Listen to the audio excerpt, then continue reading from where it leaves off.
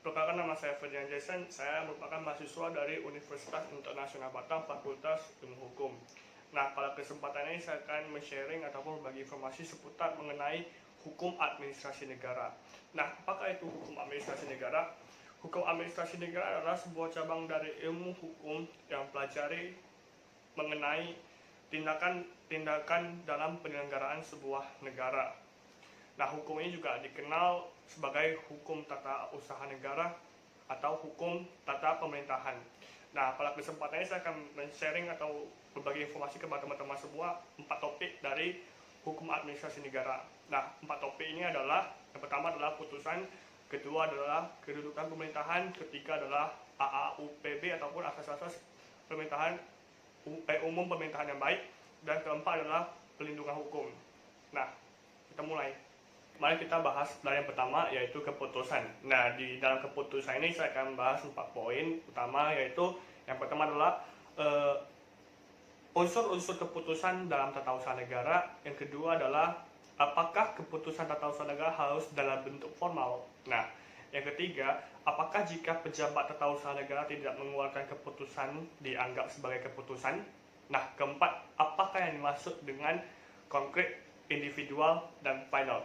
Nah, sekarang kita bahas dulu yang pertama, yaitu unsur-unsur dari keputusan dalam tata usaha negara. Nah, unsur-unsur terbagi menjadi 5. Yang pertama adalah pernyataan kehendak sepihak, yang kedua dikeluarkan oleh organ pemerintahan, yang ketiga didasarkan oleh kewenangan hukum yang bersifat publik, yang keempat ditujukan untuk hal khusus atau peristiwa konkret dan individual, dan yang kelima adalah bermaksud menimbulkan akibat hukum dalam bidang administrasi. Nah, itu adalah unsur-unsurnya. Kemudian kita masuk ke yang kedua adalah apakah keputusan tata usaha negara harus dalam bentuk formal.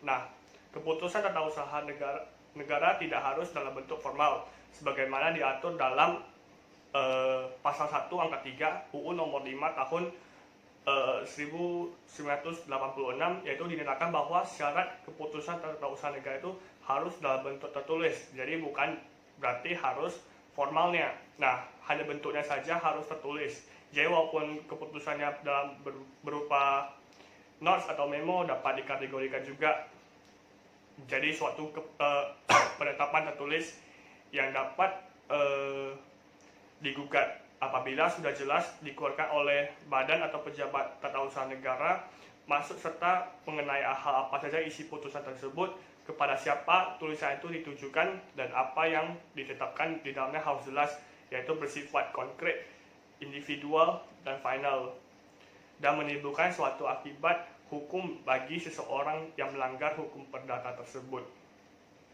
Nah, itu adalah mengenai apakah keputusan tata usaha negara harus dalam bentuk formal. Jadi tidak, yang penting dia dalam bentuk tertulis dan harus ada tujuan dan alasannya yang jelas. Oke, kemudian kita bahas yang ketiga adalah apakah jika pejabat tata usaha negara tidak mengeluarkan keputusan dianggap sebagai keputusan. Nah, jawabannya adalah iya. Hal ini telah diatur dalam pasal 3 Undang-Undang Nomor 5 tahun 1986 tentang Peradilan Tata Usaha Negara. Nah, isinya itu adalah apabila badan atau pejabat tata usaha negara tidak mengeluarkan keputusan, sedangkan hal itu menjadi kewajibannya, maka hal tersebut disamakan dengan keputusan tata usaha negara. Nah, yang keempat, apakah yang dimaksud dengan konkret, individual, dan final? Nah, kita akan bahas satu-satu. Yang pertama dari bersifat konkret. Nah, konkret ini dapat diartikan bahwa objek yang diputuskan dalam keputusan itu tidak abstrak, tetapi berwujud tertentu atau dapat ditentukan. Yang kedua, bersifat individual. Nah, dapat diartikan bahwa keputusan tata usaha negara itu tidak ditujukan untuk umum, tetapi tertentu, baik alamat maupun yang dituju.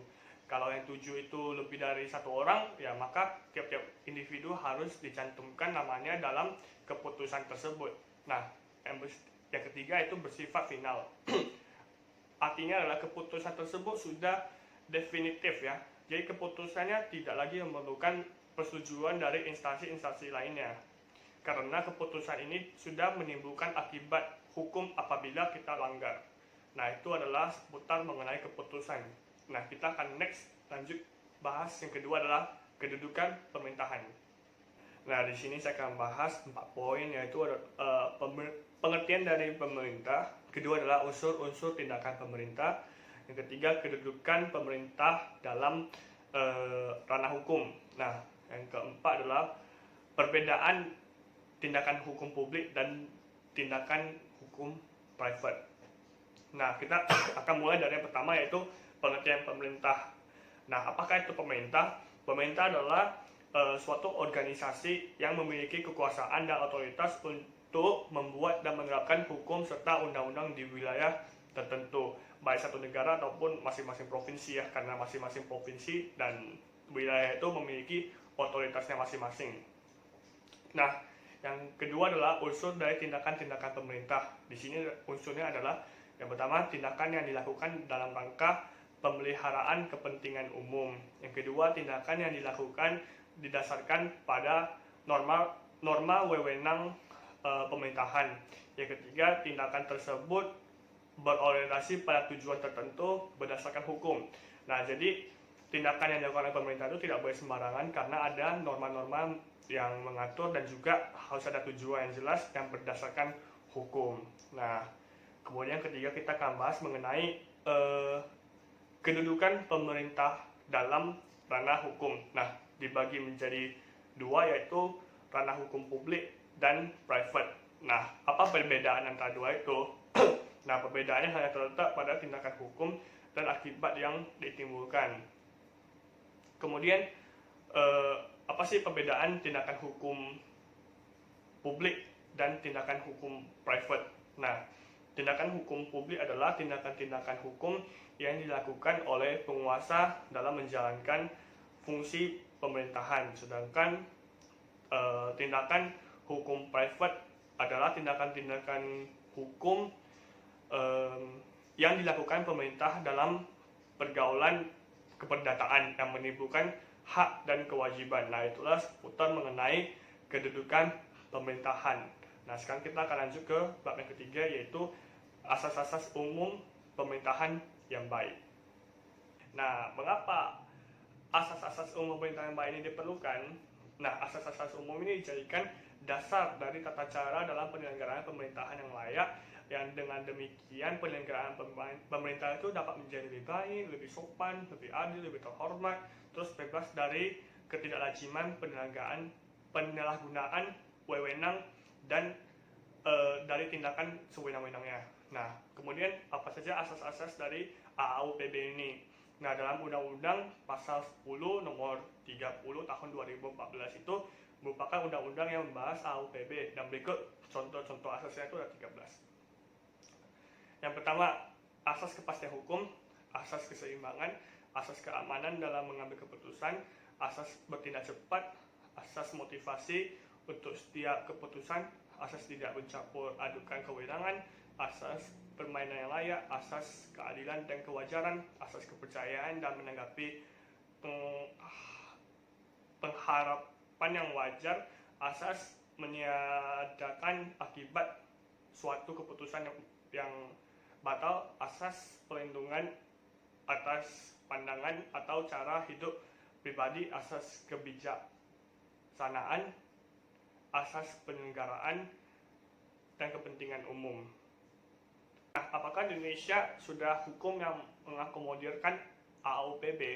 Nah, di sini saya akan mengambil satu contoh hasil yang survei yang saya dan rekan-rekan saya lakukan. Nah, survei ini yang saya lakukan adalah di kantor imigrasi, dan di sini saya mendapatkan data 29 responden dari masyarakat yang pernah berkunjung di kantor imigrasi Batam. Dan hasil survei ini adalah masih ada 17,2% dari total 100% yang mengatakan bahwa jika pelayanan yang diberikan jika ada kenalan orang dalam akan jauh lebih memudahkan dalam prosedur pembuatan paspor. Nah, dalam asas kecermatan terdapat 27,6 responden masyarakat yang pernah mengalami kesalahan dalam penulisan akta pribadi mereka. Ada 41,4% masyarakat merasa adanya diskriminasi yang dilakukan oleh petugas imigrasi kepada masyarakat, dan adanya 75,9% masyarakat yang merasakan manfaat dari pelayanan paspor online. Nah, ini manfaatnya cukup tinggi, yaitu ada 75,9%.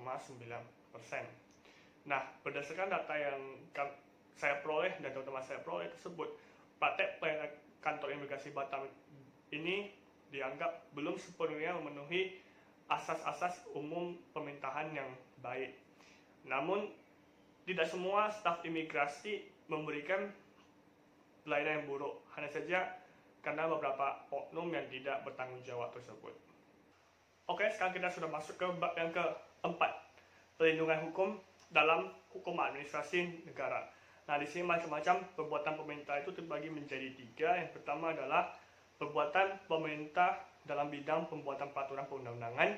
Yang kedua, perbuatan pemerintahan dalam penerbitan keputusan. Yang ketiga, perbuatan pemerintah dalam bidang keperdataan.